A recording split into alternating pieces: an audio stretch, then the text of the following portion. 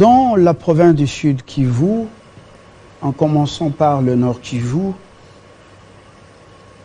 les jeunes sont très investis dans la sensibilisation de toutes les communautés, surtout de la jeunesse, loin de la politique, même très loin de la politique, les sensibiliser dans le vivre ensemble, pour le vivre ensemble, la cohésion. C'est une initiative qui ne vient ni d'un politique et qui n'est financée ni par un politique, mais une initiative d'un jeune du coin. Il est seulement à la tête d'une fondation appelée Trésor Moutiki. Et voilà, il vient de quitter le Sud Kivu après pratiquement 2 semaines, presque 2 semaines, d'un travail intense. Et voilà, je vais être fixé sur son séjour dans le coin avec toute son équipe. Ça vraiment capturé, ça emballé plus de Congolais dans cette partie du pays. Je reçois 2 personnes pour en parler sur ce plateau. Tous sont des dieudonnés. Mais le premier est Biaombe. Dieudonné Biaombe. Bonjour. Bonjour, monsieur le journaliste. Et puis, l'autre Dieudonné, juste à côté de vous, il est également administrateur, Bazika Mazambi. C'est ça? Oui, c'est ça. Vous êtes aussi administrateur à la fondation TMF, Trésor Moutiki, oui. Fondation. Et également, le premier Dieudonné, on verra ça, à quoi ça ressemblait cette descente. Mais d'entrée de jeu, que poursuit Moutiki avec, à travers cette initiative, très loin de la politique là? Qu'est-ce qu'il poursuit? Bon, merci beaucoup, monsieur le journaliste. Ce que poursuit Moutiki, je pense que c'est la volonté de tout le monde, c'est-à-dire l'unité et la cohésion sociale. Nul n'ignore que la partie est de notre pays, il y a beaucoup de problèmes. Et c'est par rapport à ça que nous disons à la Fondation, il faudrait entamer une telle campagne pour juste renforcer l'unité et la cohésion sociale. Justement, Arnold Fataki, il s'agit bien entendu, vous corrigez avec nous, la cohésion sociale et non nationale parce qu'elle concerne le Grand Sud Kivu. Est-ce que cette unité sociale, cette cohésion sociale est menacée? Je dirais oui, c'est depuis très longtemps qu'elle est menacée parce que lorsque les gens ont du mal de vivre ensemble et il y a toujours des problèmes entre communautés, il y a toujours des méfiances qui existent malgré qu'elles ne sont pas vives, mais elles se remarquent quand même. Et c'est de cette manière-là qu'il fallait renforcer, il fallait mener cette campagne qui a commencé depuis le mois de juin. Ce n'est pas aujourd'hui qu'on a commencé cette campagne. Cette campagne a commencé depuis le mois de juin. On était à Bukavu. On a commencé par les tournois de cohésion sociale. Et nous nous sommes dit qu'il fallait continuer parce que l'évangélisation par rapport à cela ne devait pas se limiter seulement à Bukavu. Il faudrait nous éparpiller au niveau de la province. Et comme la province a 8 territoires, on a voulu commencer par un territoire pilote afin que nous puissions nous étendre sur toute la province Sud Kivu. Une action non tribale par une fondation non politique, non tribale. Et pourtant, dans cette province, il se recrute des pyromanes. Est-ce que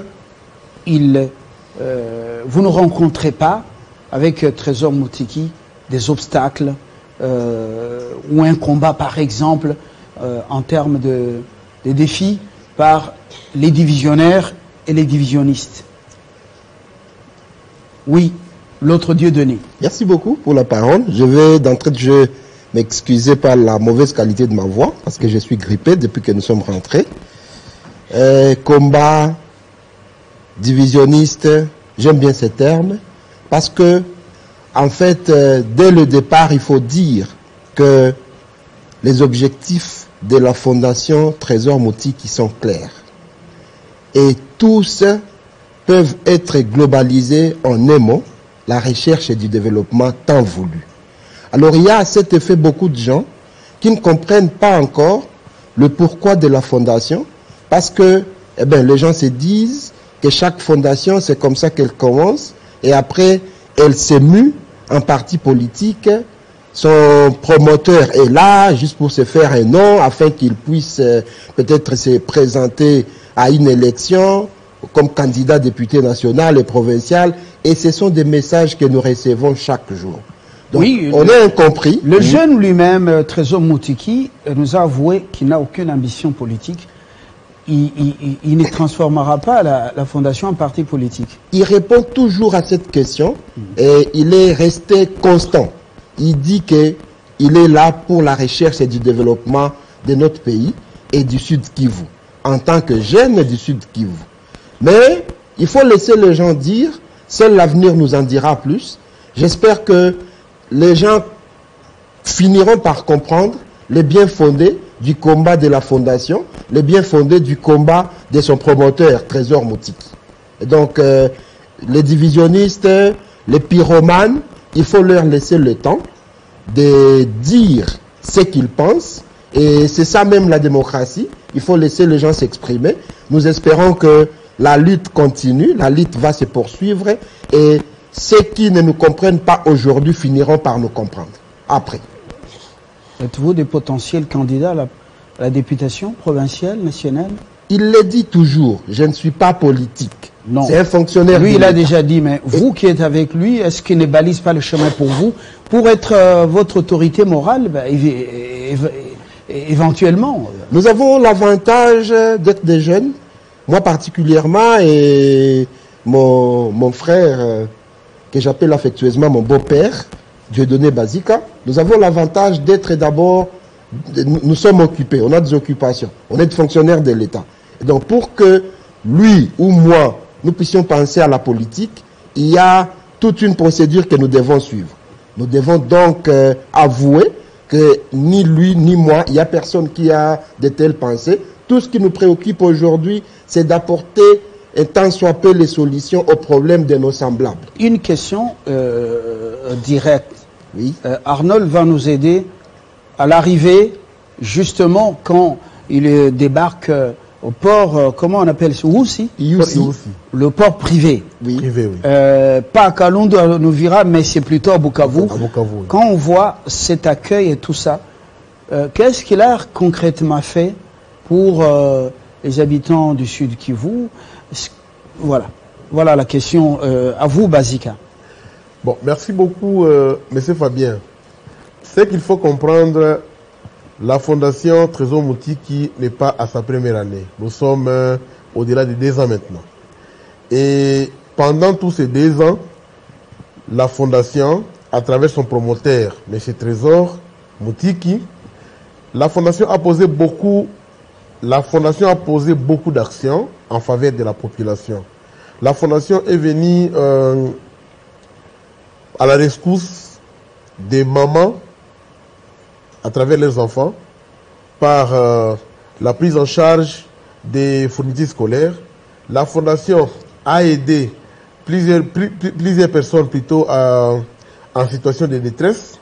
La Fondation est allée plus loin d'ailleurs à soutenir même les FRDC au niveau du Sud Kivu.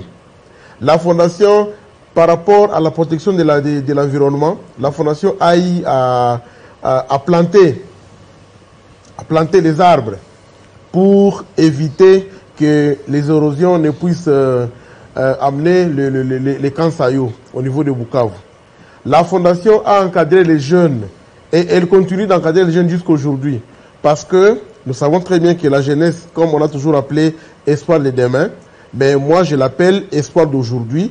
Et c'est la même logique que nous sommes dans la Fondation Trésor Mutiki pour juste conscientiser les jeunes en leur faisant comprendre que nous sommes au niveau de la gestion quotidienne et non rester dans une philosophie de les amener à comprendre qu'ils sont l'espoir de demain. Donc si nous comprenons bien, ce sont les œuvres philanthropiques, les plaidoyers pour la construction des infrastructures et autres bonnes œuvres posant en faveur des Sud-Kivusiens qui vous ont précédé ou qui ont précédé Moutiki sur le terrain. Pour ce qui est vrai, la Fondation Trésor Moutiki n'est pas seulement au Sud-Kivu. Nous œuvrons partout. La Fondation a une vocation nationale. Nous sommes à Kinshasa, tout comme au Kasaï, tout comme à l'Équateur. Mais pour le moment, comme le problème que nous sommes en train d'attaquer, c'est au Sud-Kivu, par rapport aux objectifs de la Fondation, voilà pourquoi nous nous sommes dit, nous attaquons le problème là. On peut juste quitter la même province pour aller dans une autre province par rapport au problème que nous rencontrons. Quel est le politique invisible? Je ne dis pas main noire. Quel est le politique invisible ou un financier invisible derrière cette fondation? Dieudonné, premier Dieudonné. Je suis très à l'aise en répondant à cette question. Je vous ai dit dès le départ que aussi bien le promoteur de la fondation, parce que nous sommes les cofondateurs de la fondation, aussi bien le promoteur que nous tous qui sommes les administrateurs, nous sommes des fonctionnaires de l'État. Il est cadre au ministère du Budget depuis longtemps, et donc là je profite d'ailleurs pour tordre les coups à ce qui pensait que c'était son excellence, c'est le ministre d'État, ministre du Budget, Aimé Bodi, qui était derrière Trésor par rapport à la fondation. Eh bien, je dis qu'il est là depuis très longtemps, et donc les peu qu'il gagne, les peu que nous tous nous gagnons, nous essayons de contribuer pour faire en sorte que la fondation vienne en aide à ceux qui sont dans le besoin. Si il était question de nous concentrer sur la politique ou l'avenir politique de qui que ce soit, on ne se mettrait pas à construire, par exemple, les tombes des anciens joueurs d'une équipe, d'une des grandes équipes de Bukavu. On ne se mettrait pas à construire les mausolées des jeunes qui ont été tués, qui étaient morts dans un puits d'or à Kamituga. Et donc, ce que nous faisons, je crois que les gens finiront par le comprendre après, qu'il est possible pour quelqu'un ou pour une structure d'aider sans s'attendre à quelque chose au retour. Et donc, il n'y a personne, il n'y a aucun politique qui est derrière la Fondation Trésor Moutiki, parce que de par ses objectifs, c'est une organisation caritative, c'est une organisation philanthropique. Et donc, si quelqu'un veut nous donner, nous ne pouvons pas refuser, mais dire que je vous donne pour que vous puissiez me servir, par exemple, des boucliers, demain ou après-demain, moi, comme en tant qu'administrateur, je ne suis pas sûr que nous pourrions l'accepter, lui aussi. Ça se saura après. Pour l'instant, avant de continuer, nous prenons la Minute Info. Troisième livraison. Christian Kalonji, rebonjour. Bonjour Fabien, merci d'être avec nous. Place à l'actualité, à présent.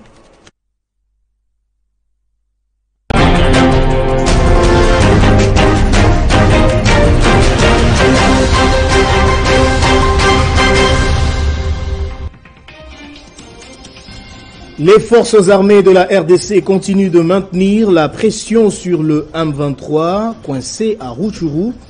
Les combats ont repris, notamment sur l'axe Kamugega, où les terroristes du M23 ont rencontré la puissance de feu de l'armée congolaise. La situation est sous contrôle de l'armée congolaise dans tous les fronts.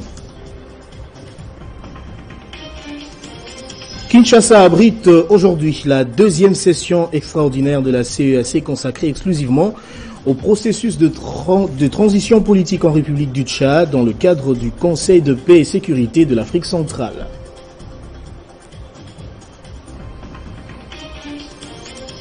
Processus électoral en RDC, 400 millions de dollars, c'est la somme déjà décaissée par le gouvernement et mise à la disposition de la centrale électorale, affirmation du ministre des Finances Nicolas Kazadi lors du briefing hebdomadaire. Et puis les défis relatifs au maintien de la stabilité macroéconomique au niveau du pays, c'est le sujet au centre des discussions entre le Premier ministre et la délégation du Fonds monétaire international conduite par la conseillère du département d'Afrique et chef de la mission du FMI pour la RDC. Au Burkina Faso, sachez qu'une nouvelle attaque terroriste a eu lieu lundi soir à Djibo, Dans le nord du pays, le bilan provisoire établi fait état de 10 militaires tués au cours des combats et une cinquantaine de blessés qui ont été pris en charge, annonce l'état-major de l'armée burkinabé. Dans le monde, les réseaux sociaux, WhatsApp vient d'être victime d'une panne mondiale. La messagerie instantanée n'y répondait plus depuis 1 heure. La cause n'est pas encore connue. La situation se rétablit progressivement. Tous ces titres vous seront développés dans la grande édition de 13h. Entre-temps, l'actualité reste en continu sur votre chaîne, Madame, Messieurs.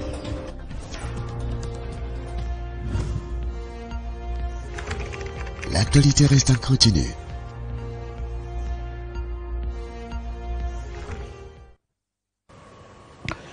Merci Christian, je reviens justement à nos invités.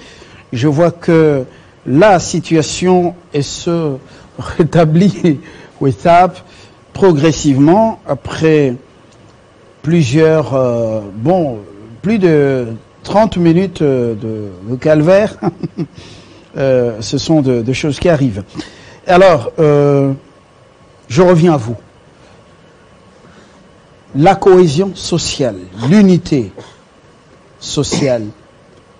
Pourquoi en ce moment cette thématique, alors qu'avant vous étiez plus dans les bonnes œuvres, vous étiez plus dans les œuvres philanthropiques, justement, ça dit la même chose. Pourquoi seulement maintenant, quand on commence à parler processus électoral?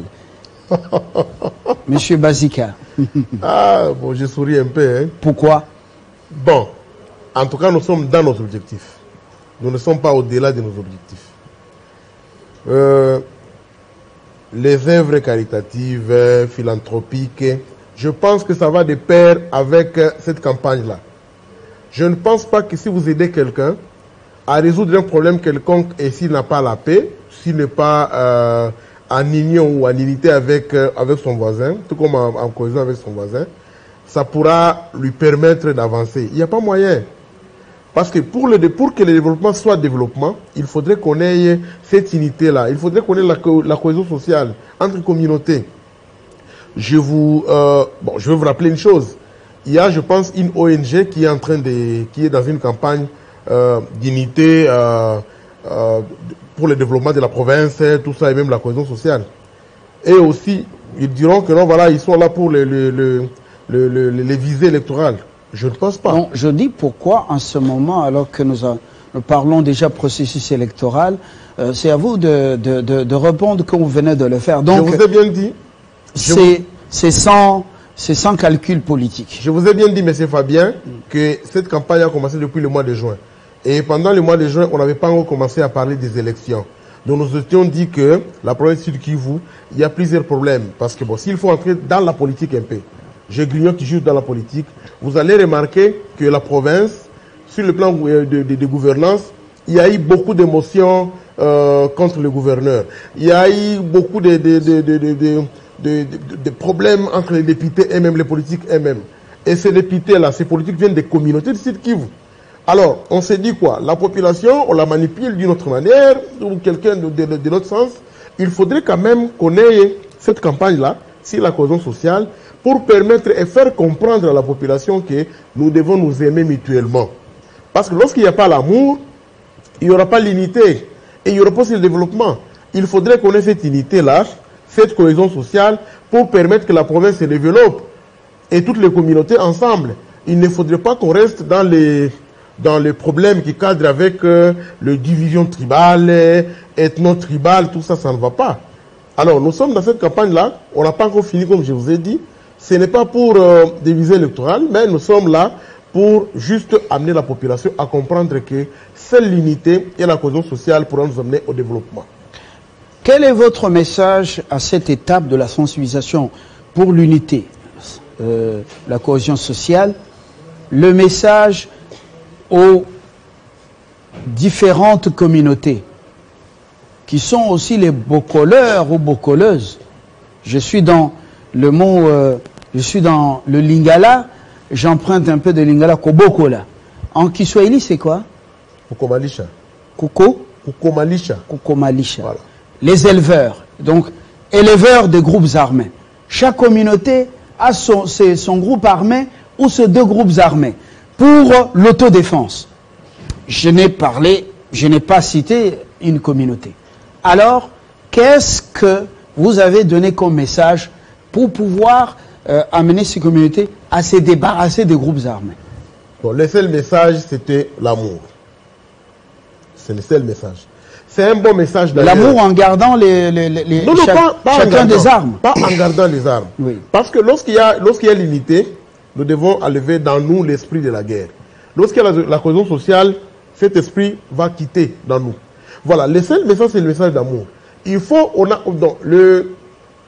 le promoteur de la fondation, M. Trésor Motiki, a montré à la population de Bukavu et ses environs que nous ne pouvons jamais avancer si nous ne sommes pas ensemble.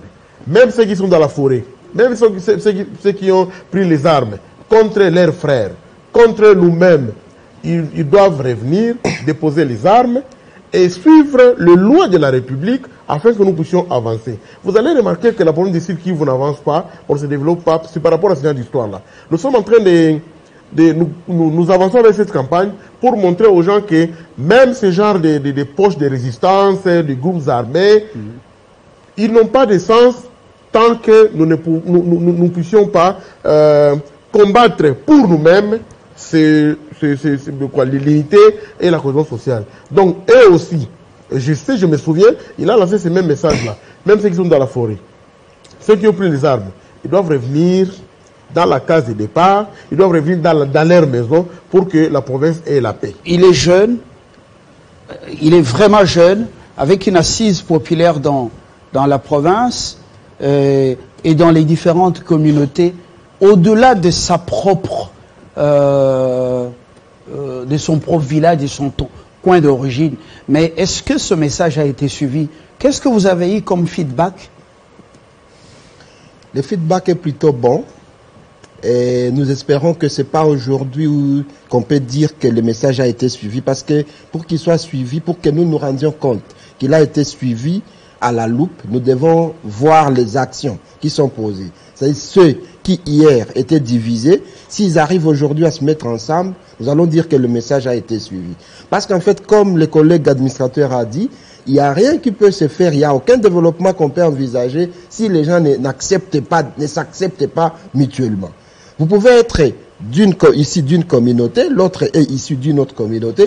Si vous n'acceptez pas de conjuguer ensemble, en tout cas, il ne faut pas envisager le développement. Et c'est pour ça qu'il fallait d'abord prêcher l'amour, aussi bien patriotique, aussi bien provincial, pour que nous arrivions à ce développement tant recherché.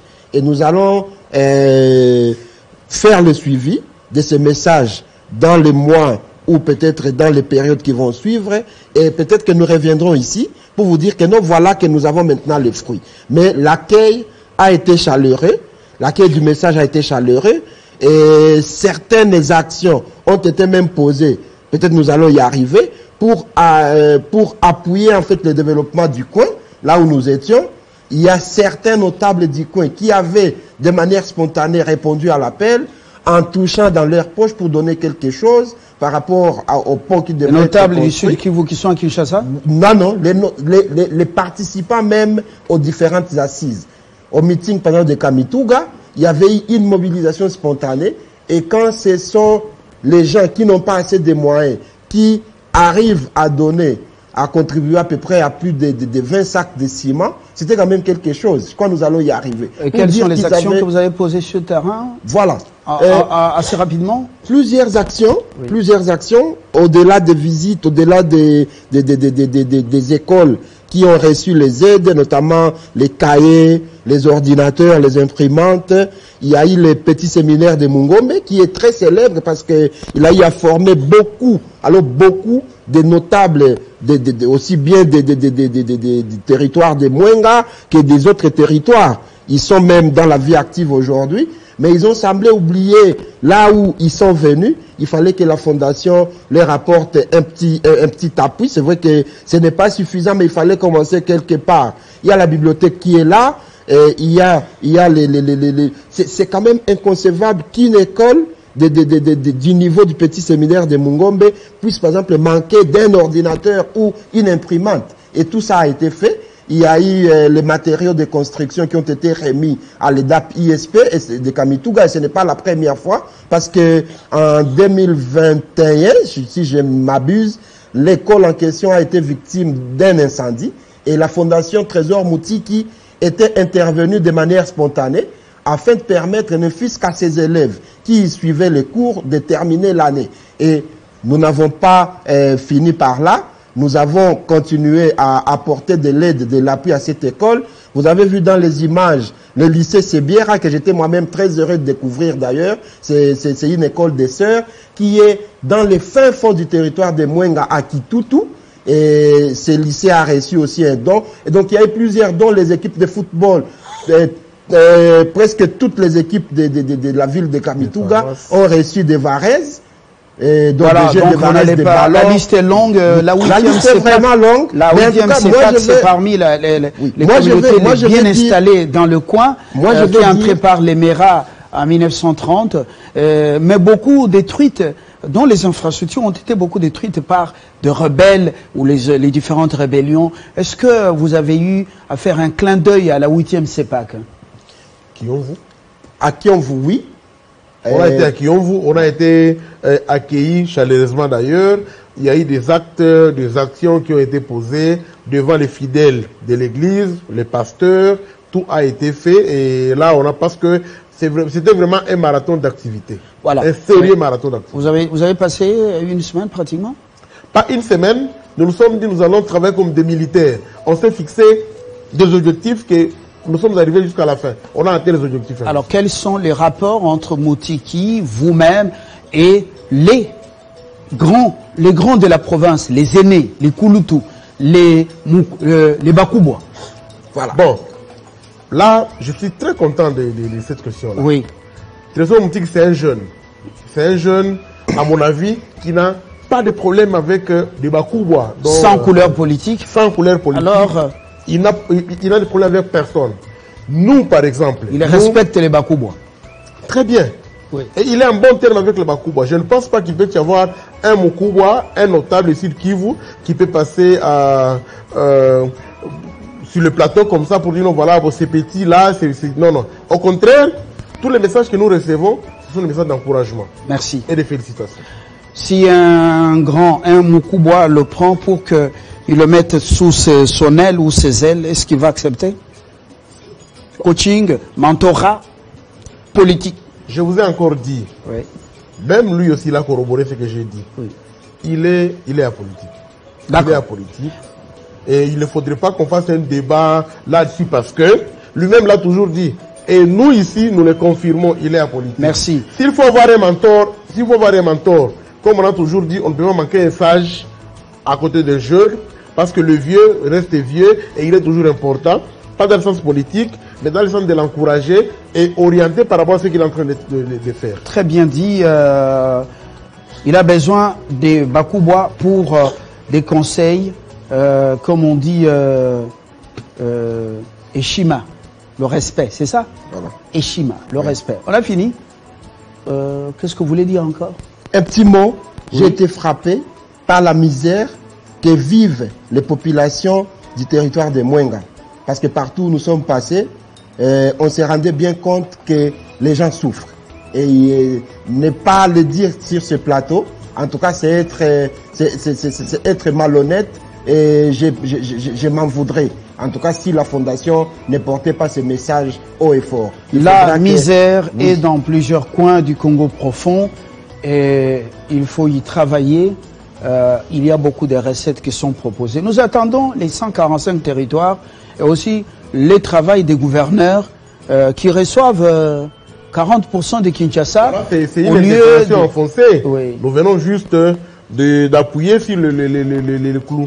Oui. Parce que si on ne parle pas de ça, on croira que nous qui sommes allés là-bas, on a vécu le bonheur, on a vécu la gloire. La misère. Il y a vraiment à élu domicile. Il faut soulager la population par le travail, en la mettant au travail.